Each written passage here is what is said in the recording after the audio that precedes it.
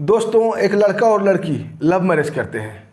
Love marriage करते तो हैं, लेकिन दोनों की घर वाले की सहमति भी होती है, क्योंकि लड़का और लड़की दोनों का मानना था कि शादी ब्याह में फालतू जो बेस्ट खर्च करते हैं वो पैसा हमारे अकाउंट में डाल दीजिए। पैसा बर्बाद करने से कोई फ़ायदा नहीं है, क्योंकि दोनों स्टूडेंट थे और दोनों पढ़ाई कर रहे थे। लड़के को जो घर से पैसा मिलता था पढ़ने के लिए, वो अपने हिस्से का पैसा भी लड़की के कोचिंग में, उसे पढ़ाने में, उसे तैयारी कराने में खर्च कर देता है। लड़की का सिलेक्शन CISF के सब इंस्पेक्टर पद पे हो जाती है।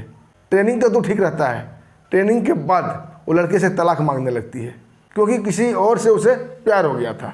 जब लड़का उसे अपने साथ रहने के लिए मान मनुहार करता है, बहुत तरह की रिक्वेस्ट करता है, तो लड़की ऐसी ऐसी शर्त रखती है दोस्तों, जो लड़के को तो संभव हो ही नहीं सकता था। आप लोग भी सुनिएगा तो दंग रह जाइएगा। ऐसा शर्त कोई पूरा ही नहीं कर सकता। जब लड़का उसे कहता है मैंने तुम्हारे लिए क्या क्या नहीं किया, तो लड़की बोलती है, ऐसी बात बोलती है जो आप सुनकर दंग रह जाएंगे। वो बोलती है मैंने तुम्हारा क्या बिगाड़ा, सिर्फ दूसरे मर्दों के साथ सोती ही तो हूँ। समाज में लड़कियाँ कोई ऐसे नहीं बोल सकता, कभी आपने इसे सुना भी नहीं होगा। इस तरह का ये पहला कांड है दोस्तों। किसी ने ठीक ही कहा है, किसी से मोहब्बत मत करना ये दोस्त, ये दिल तोड़ के ही दम लेती है। छोड़ देती है बीच राह में साथ और थाम लेती है चलते चलते किसी औरों का हाथ। दोस्तों, SDM ज्योति मौर्य वाला केस आपने तो पहले ही सुना होगा, उसी टाइप का नया केस फिर आ गया। आइए दोस्तों, पूरी कहानी जानते हैं विस्तार से। कहानी शुरू करूँ इससे पहले वही रिक्वेस्ट, वही विनती है दोस्तों, वीडियो को लाइक कर दीजिए और चैनल को सब्सक्राइब कर लीजिए, ताकि हमें बहुत ही खुशी मिलती है, हमें हौसला मिलता है। दोस्तों, ये कहानी है बिहार के मुजफ्फरपुर की। एक लड़का और एक लड़की साथ साथ कॉलेज में पढ़ा करते थे। दोनों को आपस में दोस्ती होती है और फिर प्यार हो जाता है। दोनों के घर वाले की भी आपस में अच्छी दोस्ती थी। दोनों लोगों के घरों का आपस में आना जाना लगा हुआ था। दोनों के पिता एक दूसरे के अच्छे मित्र थे। अब दोनों लड़का और लड़की का नाम था ममता और लड़का का नाम था सुमित, दोनों शादी के लिए तैयार हो जाते हैं। घर में भी किसी को कोई ऑब्जेक्शन नहीं होता है। एक्चुअली दोस्तों, ये शादी अरेंज कम लव मैरिज था। लव मैरिज इसलिए कहा जाए कि लड़का और लड़की दोनों डिसाइड करते हैं और घर वाले को बोलते हैं कि हमें लव मैरिज इसलिए करना है, कोर्ट मैरिज इसलिए करना है कि ताकि शादी के खर्च बच सके। आप लोग शादी के फालतू खर्च ना करें और जो भी शादी में खर्च करने के लिए आप लोग पैसा रखे हैं वो हम दोनों के अकाउंट में डाल दें, ताकि हम अपनी पढ़ाई जारी रख सकें। बहुत ही बेहतरीन, बहुत ही अच्छी सोच थी दोनों की, और ऐसा ही होता है। दोनों लव मैरिज कर लेते हैं, फिर कोर्ट मैरिज भी कर लेते हैं। अब ममता जो थी वो विदा करके सुमित के घर आ जाती है। सुमित के पिता रिटायर्ड टीचर थे और पेंशन से गुजारा चल रहा था। सुमित पटना में रह के अपनी पढ़ाई कर रहा था। जब ममता और सुमित अपनी ज़िंदगी की प्लानिंग बनाते हैं दोस्तों, तो ममता बोलती मैं भी कोई तैयारी करती हूँ, और आजकल डिफेंस में बहुत जल्दी लड़कियों की नौकरी हो जाती है, मैं कोई अच्छी से तैयारी कर लेती हूँ ताकि हमारी नौकरी हो जाए, अब फिर तुम अपनी पढ़ाई चालू रखना।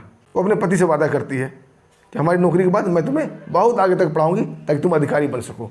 सुमित भी उसकी बातों में आ जाता है और बहुत खुश होता है कि हमारी पत्नी की सोच बहुत ही अव्वल है, बहुत अच्छा है।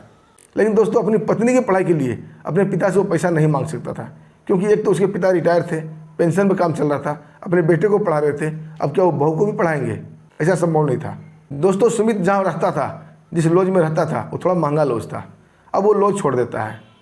एक बहुत दूर जहाँ कॉलेज था उससे बहुत दूर एक झुग्गी बस्ती में अपना डेरा ले लेता है, जहाँ 100-200 में मिल जाता है डेरा। और अपनी किताबें के पैसा कटौती करके, अपने खाने पीने के पैसे में कटौती करके, अपने रहने के पैसे में कटौती करके, अपनी हर वो ऐशो आराम के पैसे में कटौती करके अपनी पत्नी ममता को पढ़ाता है, उसे कोचिंग कराता है, उसे हर साइड से सपोर्ट करता है। रोज़ सुबह ग्राउंड ले जाता है, उसे पिचकली कराता है, दौड़ाता है, और अंततः दोस्तों एग्जाम देती है ममता और उसका CISF में सब इंस्पेक्टर के पद पे सिलेक्शन हो जाता है। अब दोनों पति पत्नी गले लगकर खुशी का इजहार करते हैं, एक दूसरे को पार्टी विश करते हैं। ममता अब ट्रेनिंग में चली जाती है। जाते जाते वो सुमित को बोल के जाती है, बस थोड़े ही दिन की बात है, उसके बाद तुम्हें मैं अधिकारी बनाऊंगी, अच्छे ऊपर लेवल तक पढ़ाऊंगी। अब सुमित भी इंतजार करने लगता है दोस्तों। ममता की ट्रेनिंग जैसे ही समाप्त होती है, तब तक सुमित पटना आ गया था पढ़ने के लिए अपने पिता के खर्चों पर, क्योंकि उसे एक उम्मीद सी हो गई थी कि अब तो ममता हमें खर्च चला ही लेगी। जबकि उसके पिता ने उसे मना भी किया था कि बेटा अब हमारी हैसियत नहीं है तुम्हें आगे पढ़ाने की। तो सुमित बोलता है पिताजी ममता की नौकरी हो गई है, उसने बोला मैं आगे तक पढ़ाऊंगी, वो हमें देख लेगी। पिता भी खुश होते हैं, बोलते चलो दोनों पति पत्नी के बीच अच्छा रिश्ता है, अच्छा सामंजस्य बैठा हुआ है। जो थोड़ा बहुत पैसा था पिता के पास उसे दे देते हैं, वो पटना आ जाता है पढ़ने के लिए। जैसे ही दोस्तों ममता की ट्रेनिंग समाप्त होती है, ममता ने रंग बदलना शुरू कर दिया।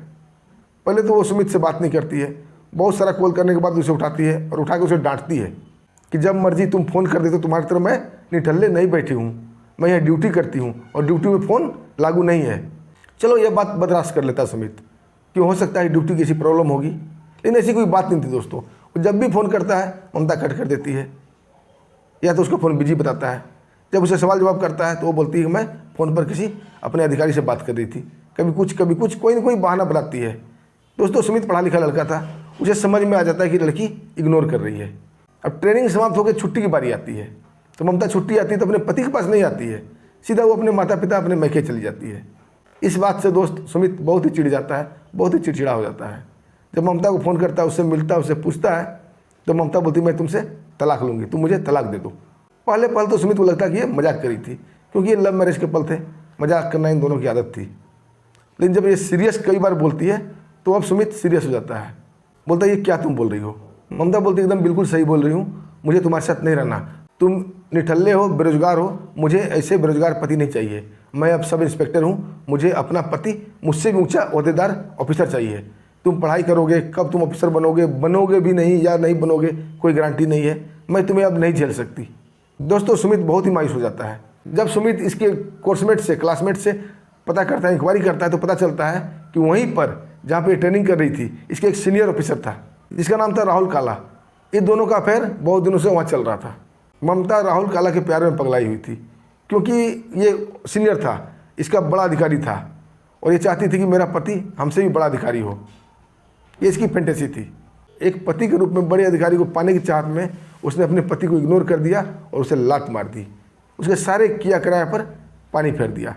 इससे पहले ही, कुछ दिन पहले ही ज्योति मौर्या वाला केस आया था, एसडीएम ज्योति मौर्या और आलोक मौर्या का, आप लोगों ने सुना ही होगा, जो कि पूरे भारत में सबको हिला के रख दिया था। आलोक मौर्या 4th ग्रेड कर्मचारी थे और ज्योति मौर्या कुछ भी नहीं करती थी। ज्योति मौर्या धीरे धीरे अपने पति आलोक मौर्या को पढ़ाई के लिए राजी करती है, वो पढ़ाता लिखाता है, अपना सब कुछ दाव पे लगा देता है और वो एसडीएम बन जाती है। और एसडीएम बनने के बाद क्या गुल खिलाई दोस्तों, आपको मालूम ही है। सेम केस यहाँ आ गया। ये अपने हिस्से की अपना पेट काट के इस लड़की को पढ़ाता लिखाता है, सब कुछ करता है, और ये लड़की सीआईएसएफ में सब इंस्पेक्टर बनने के बाद अपने बड़े अधिकारी के प्यार में अपने पति को लात मार देती है और बहुत ही भद्दे भद्दे बात बोलती है, यहाँ तक कि दारू पीना तक शुरू कर दी।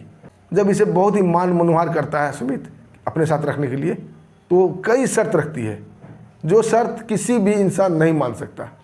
कई शर्त रखती है, जैसे बोलते तुम अपने पिता से मतलब मत रखो, पिता को गाँव छोड़ दो। दोस्तों ये संभव नहीं था, क्योंकि जिस पिता ने अपने बच्चे को अपने पेंशन से पढ़ाया था, क्या वो आदमी अपने पिता को छोड़ सकता है? नहीं छोड़ सकता। फिर बोलती मोबाइल साथ में नहीं रखना है, तुमको किसी भी रिलेशन से मतलब नहीं रखना है, किसी भी यार दोस्त से मतलब नहीं रखना है। सुमित तैयार था, यहाँ तक एडजस्ट करने के लिए, बोलता था कुछ बातें एडजस्ट हो जाएगी, बैठ कर बात करते हैं। लेकिन वो क्या बोलती है कि मैंने तुम्हारा क्या बिगाड़ा है जो तुम मेरे पीछे पड़े हो, हमें तंग कर रहे हो? अरे मैं किसी के साथ सोती ही तो हूँ बस, इससे ज़्यादा मैंने क्या किया है? जब सुमित बोलता है कि किसी के साथ सोने को तुम इतना आसानी से क्यों ले रही हो, ये क्या समाज में संभव है? कोई लड़की किसी गैर मर्द के साथ सोए और इतना आराम से बोल रही है कि मैं किसी के साथ सोती हूँ, ये अच्छी बातें नहीं है। लेकिन वो नहीं मानती है। फिर वो सुमित से जिद करती है कि हमें रोज़ शराब भी चाहिए। पता नहीं ऐसे उलूल जुलूल दोनों दोस्तों बातें होती है, जो सुमित समझ जाता है कि अब इसके हाथ से वो निकल चुकी है और इसके साथ रहना नहीं चाहती है। दोस्तों लाचार होकर मीडिया में जाता है, मीडिया वाले के सामने रो रो कर अपनी पूरी कहानी बताता है। फिर वो कोर्ट में जाता है दोस्तों, कोर्ट का दरवाज़ा खटखटाता है। अब दोनों का वहाँ केस दायर है। और भारत की एक विडंबना और देखिए दोस्तों, औरतों के लिए कितने सुविधा बना हुआ है। महिला आयोग है, महिला थाना है, महिला पुलिस है, पता नहीं क्या क्या नियम कानून बना रखे हैं औरतों के संरक्षण के लिए, जो मिनटों में पति को फंसा दे। और ममता भी यही बोल रही थी सुमित को कि तुम्हें तो मैं 2 मिनट में फंसा दूंगी, दहेज के केस में, प्रताड़ना के केस में। क्या अब ये ऐसा हो गया भारत में कि मर्द होना गुनाह हो गया है? पुरुष में जन्म लेना क्या गुनाह है? सुमित का यही लैंग्वेज था। सुमित यही रो रो कर मीडिया वाले को बोल रहा था कि सबसे बड़ा मेरा गुनाह है कि हम मर्द में जन्म लिए हैं। हमारे लिए कोई थाना नहीं, कोई पुलिस नहीं, कोई मीडिया नहीं, कोई कोर्ट नहीं, सब नियम कानून औरतों के लिए बने हैं। जाए तो आखिर जाए कहाँ? दोस्तों दोनों का केस अभी कोर्ट में चल रहा है, देखिए क्या फैसला होता है। अभी एक ज्योति मौर्या केस कम नहीं पड़ा, दूसरा आ गया। मैं तो अपने दोस्तों को ये बताना चाहूँगा कि दोस्तों अगर आप पत्नी को पढ़ाने के लिए भेजते हैं, अच्छी बात है, पढ़ाना भी चाहिए, लेकिन थोड़ा सोच समझ कर। कहीं ऐसा ना हो कि आप अपना सब कुछ दाव पे लगा दिया और पत्नी पढ़ लिख कर कहीं और किसी के साथ गुलछर्रे उड़ाए, उसका हाथ थाम ले और आपको लात मार दे। आप फाइनेंशियल कमज़ोर भी हो गए और पत्नी भी गई। इसलिए उसकी जितनी औकात है उसी में रहने दें। बाकी आप सब समझदार हैं, देख लीजिएगा। बाकी दोस्तों हमारे कहने का मतलब किसी का दिल दुखाना नहीं है, किसी के ऊपर कोई कमेंट करना नहीं है, बस समाज में जो बुराइयां हैं, समाज में जो हो रहा है उसे सचेत करना है ताकि लोग सावधान रहें और ऐसे केस से, ऐसे झमेलों से बचे रहें। दोस्तों हमारी कहानी यही समाप्त होती है। अगर आपको कहानी अच्छी लगी एक छोटा सा कमेंट कीजिएगा, वीडियो को लाइक भी कर दीजिएगा और चैनल को सब्सक्राइब भी कर दीजिएगा। दोस्तों फिर मिलते हैं एक बढ़िया सी कहानी लेकर, तब तक के लिए हमें आज्ञा दीजिए। नमस्कार, जय हिंद।